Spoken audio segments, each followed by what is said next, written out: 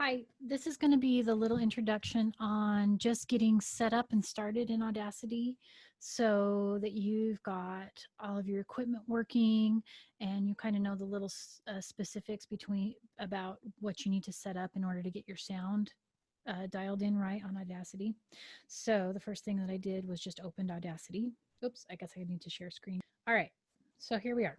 The menus are like really not very helpful, I don't think, and they don't tell you everything that you need to know about actually getting a track set up. So it looks really blank and very like intimidating as far as I was concerned when I first opened it. The first thing that we need to check is you need to make sure that the input audio and the input or in the output speakers that you want are the ones that are selected. And we find that right here. Here's our mic input. We pull down the selection thing, and if your microphone is not showing on here, you just need to close Audacity and open it back up, especially if you plugged in your microphone after you opened Audacity. Often it doesn't realize that you have a new mic unless the program opens up when the mic is already plugged in. So I'm just making sure that I have my Shure mic, which is what it's plugged in USB to my computer right now. Then I come over here and I actually can listen to, I can use my mic as a monitor as well. So my headphones are plugged into my mic. So I picked that. If I didn't have that, if I wanted to use my computer speakers, I would pick my computer speakers instead. But we'll go ahead and pick that. I'm going to talk about setting up, getting your sound within the lines so that you don't have clipping. So all that I do is I go ahead and push record. Now it's recording. I know it's recording because it's showing up as I go along.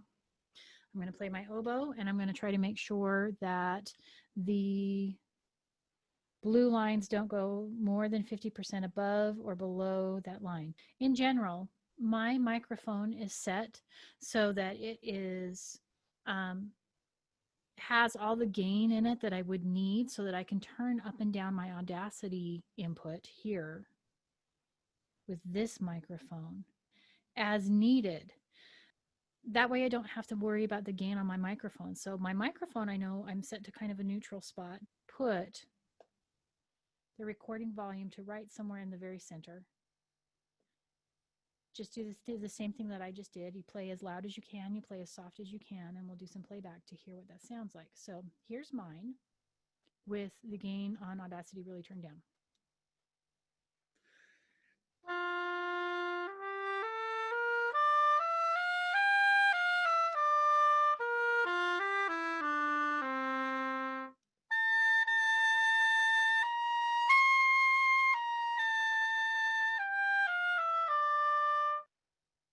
Then I'll just go back and listen and hear what that sounds like.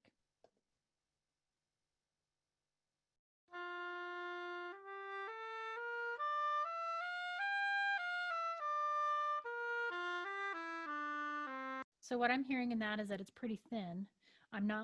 It feels like I'm not getting the full body of my instrument that I want to get. So what I'm going to do is we're going to change the input on Audacity.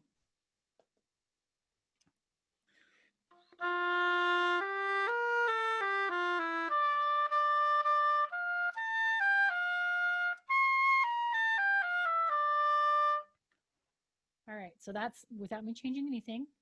Now I'm just going to go ahead and change it. I'm going to bump it up.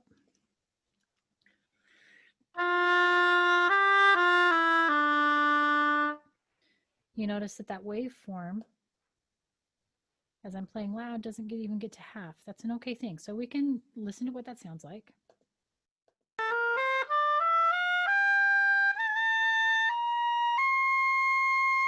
Now that's probably really good if we're adding that to 4 other people for quintet.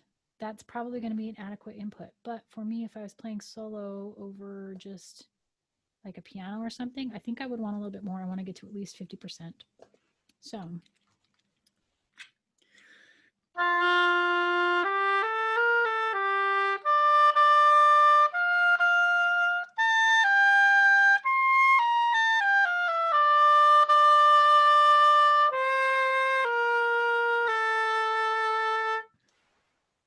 let's see what that sounds like. It's quite a bit more.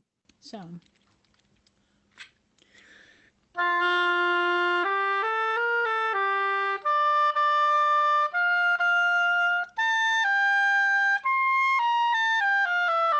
the trade-offs are when you have are asking Audacity to bring a little bit more in, you are getting a little bit more of a true sound to your instrument. If it's the waveform is a little bit bigger, but if we add that to somebody else, the chances are additively it will make it clip. Because this waveform will get bigger when we add bassoon and clarinet and flute and horn. So keep that in mind. The first one that I had was probably more ideal. That's how you get your levels set with your microphone in Audacity. So you just mess around back and forth. I usually get my microphone set to where it sounds pretty good without plugging it into Audacity on just something else that I record. And then I plug it into Audacity and I mess with the Audacity sliding scale right there. Okay. Next, creating just a, let's talk about importing a click track. To import a click track, we would go to File, Import Audio, and then you just select the MP3 or whatever kind of, or OGG, or I think I'll even do an MP4 and just do the sound. But for example, here's our filaments click. It's an MP3. I push that to open it, and there it is. Now I don't have any of the filaments music. Oh, maybe I do. No, I don't have any of the filaments music on me, but what you're seeing is now is the click, but it's like, what the heck? It's all squished together. Well, there is a way that you can look at it and make it a little bit easier to see. Here's the zoom in and zoom out controls. That's talking about zooming in so you can see each beat a little bit closer. And so obviously the timeline, here's 5 seconds, 10 seconds, 15, where before it was 30 seconds, 1 minute, 1:30. So that kind of gives you an idea of what's going on. That's how you import the audio. If you wanted to make a click track with just a steady tempo, you would push generate here. We're going to add a track. We don't want a stereo track. We just want a track that's generated by the computer, and it's a rhythm track that we're looking for. And for this thing I'm doing for my student, I need 80 beats per minute. And the song is in 4. And 2, 3, 4, 5, 6, 7, 8, 9, 10. I think it's, I don't know, 16 bars long, something like that. I'm checking here to make sure that there are no numbers in the how long of a delay I want, because we really don't need it right now. This is, you know how it goes tick, tick, tick, tick. If you want it to be differentiated and not just be 4 equal ticks, you make one of these numbers a little bit higher, and that's going to make a higher sound.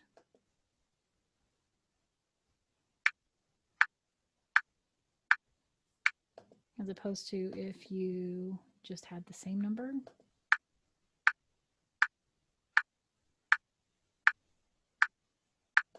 I like to have a differentiated tick. So I do that, and then you push OK, and it starts from the top. Now, this is going to be the portion where we talk about multi-tracking, or having your track that you already have and adding your bit to it. Chances are I'm going to have to play this a bunch of times because I'm not very good at the oboe. I don't know. Don't ask me why I'm teaching it. I don't know. Kind of just they made me. So I'm going to go ahead and decide that I'm going to wait for 2 bars before I begin. And I can actually add that in there. We'll do the same thing that we've done on other projects where, oh, this is the pause button, play button, stop button. This is go back to the beginning button. This is skip to the end of the track button and the record button. I'm going to make sure that we're at the beginning of the track because I'm going to add a little bit of time into the rhythm track of dead space. I'm going to add just one more measure so that I can put 10 seconds at the beginning and give my students some instructions here. Oops. millions of seconds. There we go. 10 seconds ought to be plenty. Now go to the, make sure that you are at the beginning of the track. This little line, it's not very clear, but there's a line right over the 0 right now, and that's showing us where the quick play is. If I push play, you're going to see it move. That's telling us exactly where we are. And so when I stop it, that line went back to 0. You can click along the timeline to move where that thing is. Like now it's going to start there, and when I push play, that's where it will start. If I was multi-tracking and I wanted to start in a specific spot and not go all the way back to the beginning, I would simply click on the spot where I wanted to start recording, and I'm going to give myself some lead in, so this is a few seconds before I actually want to start playing. And then push record, and it starts recording below. And I'll be able to just pop that track in and show you how to mix it and export it later. So for this purpose that I'm going to do right now, I'm going to go all the way back to the beginning. I'm going to record a little bit to tell my student what this is and what's going to happen. And then I'll start playing. Well, maybe I won't. Maybe I'll just record the voice track right now. Hi, Juliana. This is Geckler page 20, number 4. Starting from the top, 80 beats per minute. There will be 1 bar before we begin. So there's my track with me talking. Now, I don't need to hear all of that, so I'm going to, when I record the actual oboe playing part, so I'm just going to click over here somewhere and give myself a couple of seconds of lead in time and ready to play. And then I'm going to record the next track, which I accomplished by just pushing record again. It's going to put another track down here below. And if it doesn't, then you'll want to check your preferences in your edit menu to make sure that it starts a new track each time that you record. I do this because I don't like to record over what I've already recorded just in case I mess stuff up. So right here, this button, record on a new track. If you wanted to just stick something in the middle over the top of what you already had, you could unclick that. It's not my favorite thing to do. Okay. Beats per minute, there will be 1 bar before we begin.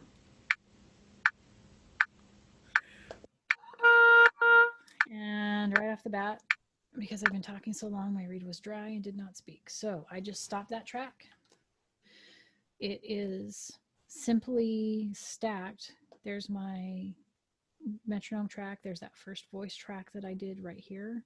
And then this is the last track. To get rid of that, all I need to do is push the X button to get rid of it. So I'm going to do the same thing again. You notice that my start point is still in the same spot at about 7 seconds or so. So here we go. Let's try that again. Beats per minute. There will be 1 bar before we begin.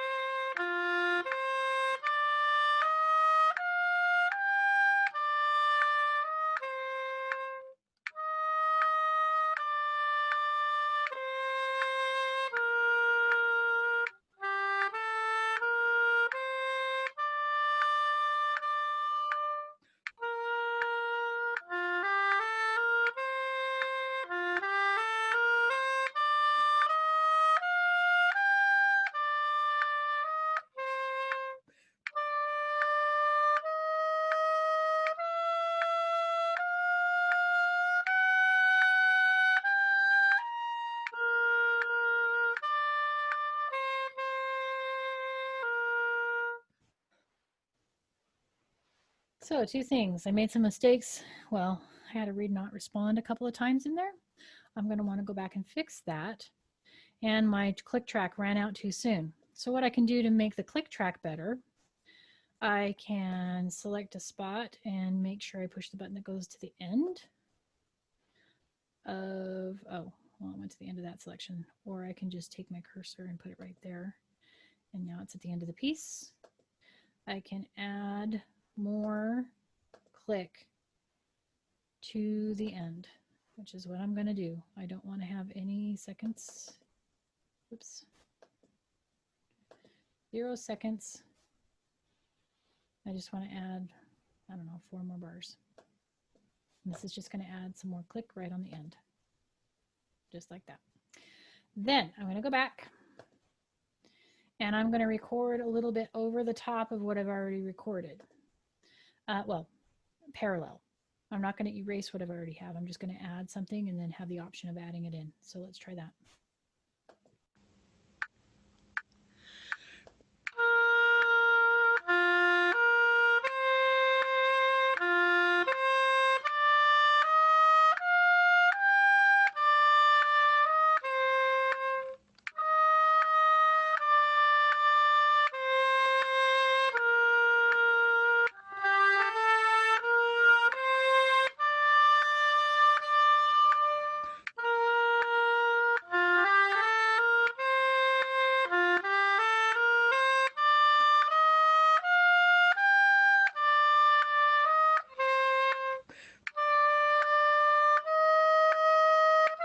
Okay, so I laid down a little bit of double track, multi-tracked. I'm going to hear how this feels here. And all I'm going to do is I'm going to listen back, starting a few bars ahead, and then I'm going to push mute on this track to hear what this track is playing. When you push mute, you know that it's not being heard because it goes gray. Okay, here we go. Play.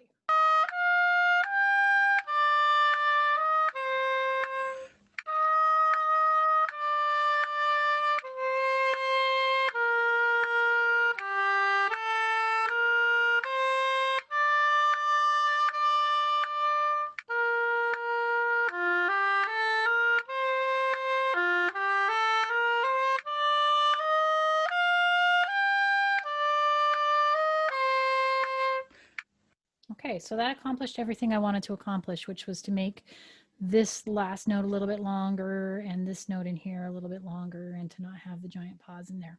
So now that I know that I like that, I'm going to put those together.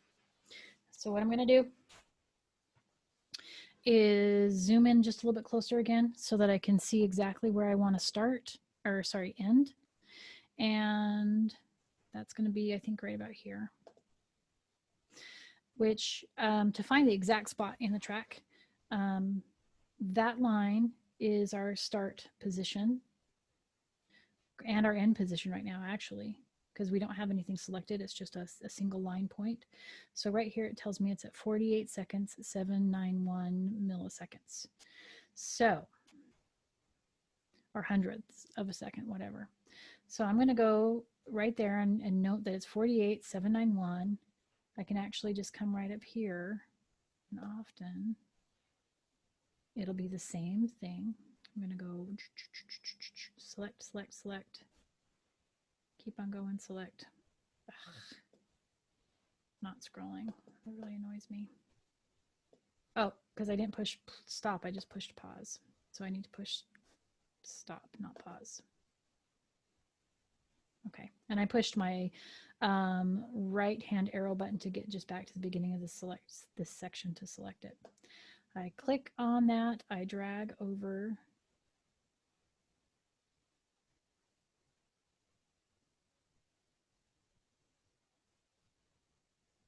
Yeah, there's all kinds of wonky looking waves on that top one that I can see that I just didn't like.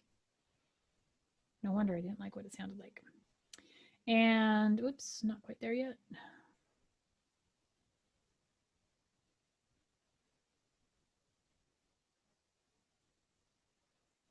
This is selecting to the beginning.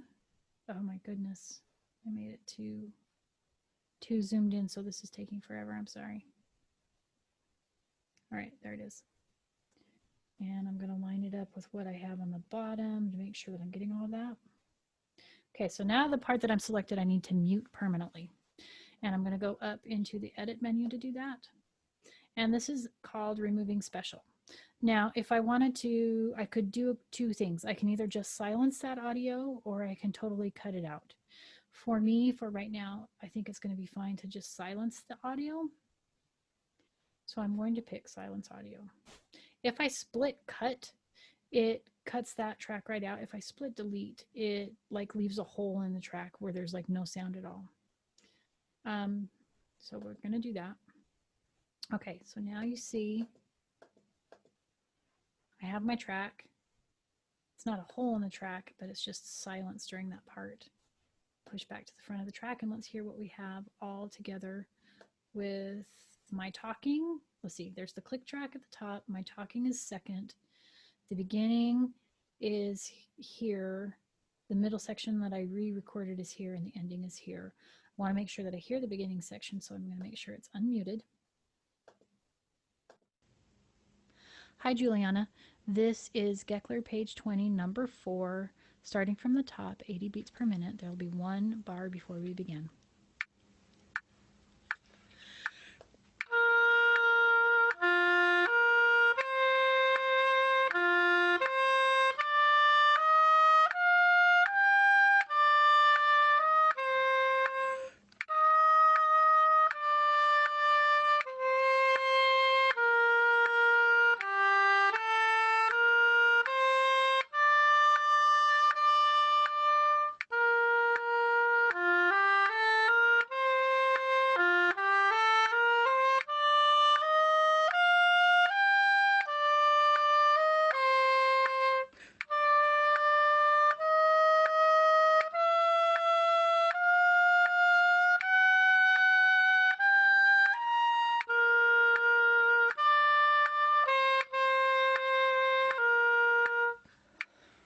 Now, if I was recording from reel, I probably would do that over again because the beginning of my cut section had a different quality of sound than the beginning of, or the end of this section up here.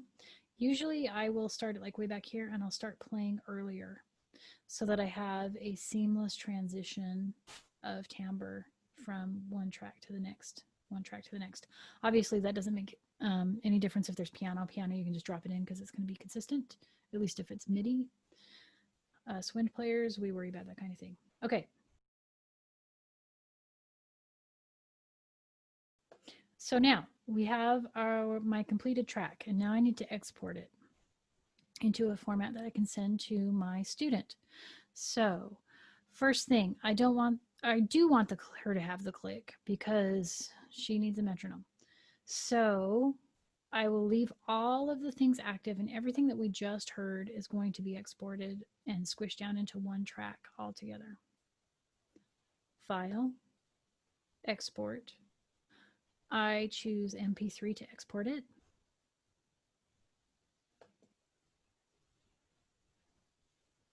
And I'm going to save it as, you just choose where you'd like to save it.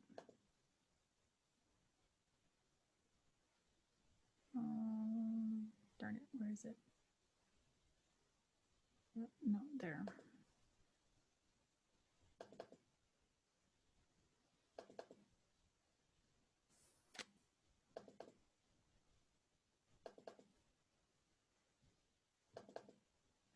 I'll save it here. I rename it to Geckler page 20, number 4. Now it's going to tell me that, warning, it's going to be mixed down and exported as one stereo file. In other words, once we do this, the file that comes out the other end, you won't be able to separate out the click track. You won't be able to separate any of these. It becomes one thing. I'm okay with that. This is just if you want to add extra information, and also if you wanted to, yeah, this is just about adding extra information to the track. So I export it, gets to the end and you're like, did it do it? Because it did nothing. You have to go into the actual file, the student's file, or wherever you saved it, in order to see if, not to see, but to confirm where it is. Ah, there it is. Just took a second. I'll confirm that it's actually what I think it is, and that I actually muted and didn't mute what I meant to. Hi, Juliana. This is Geckler page 20, number 4. Starting from the top, 80 beats per minute. There will be one bar before we begin. I'll stop share for a second because I think I forgot to share the whole screen.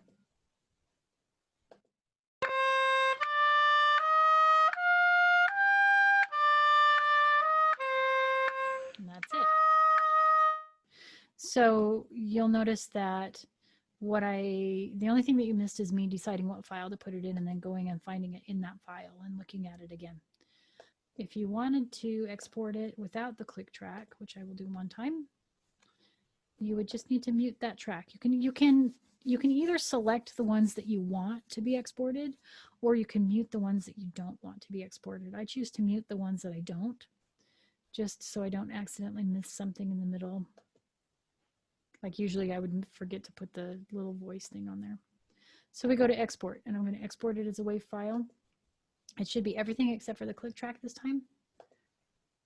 I pick Juliana's. I'm going to say that. And I'm going to say without click.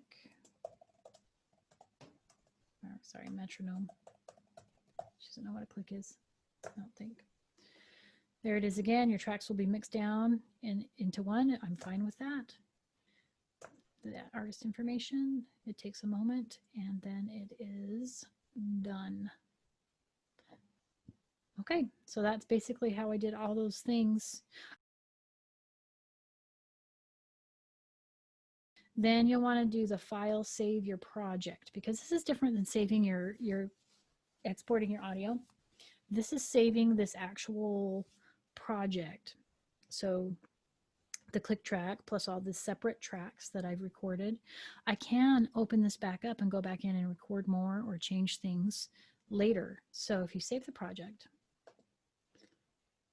it's just saying this is a project, not an audio file. So don't go looking for your audio file, because that's not what is saving right there. You have to export your audio file.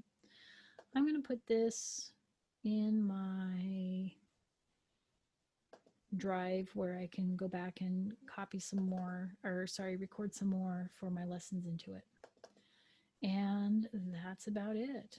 Now you know everything I know. And we're going to not click filaments, we're going to call it student recordings for students. Now, when I go into my Windows Explorer, or in other words, whatever I'm using to find the file and open up again, I can either be in Audacity. Oops. I made my computer hurt. Let's try that again. Audacity, yes, do that. Ugh, not that, thank you. Audacity, there we go. I can open up Audacity again. And there's two ways I can get to this file. If I've recently worked on it, like really recently, it'll pop up as like most current of what I've been working on. If not, I can push open. I go to that same spot by searching here. OneDrive, documents is where I was. Saved it in my lesson materials under student files. There it is. It's got this little thing that looks like headphones. There's my recordings for students, AUP. I click on that, push open. It's going to open up all the stuff I was working on, and I'm ready to go again. The other way that you can do it is to totally close Audacity. Just find that recordings for students with the little headphone thing. .aup. This is like an Audacity something, I don't know. You can double click on that and it will automatically open Audacity for you to be able to work on that project again. Remember, this is not the audio file. The audio file has just your standard WAV or MP3 file ending. Okay. And that's it. If you have any questions, or when you have questions, because I'm sure that I've missed something or done something weird on this video, just let me know. Okay, bye ladies.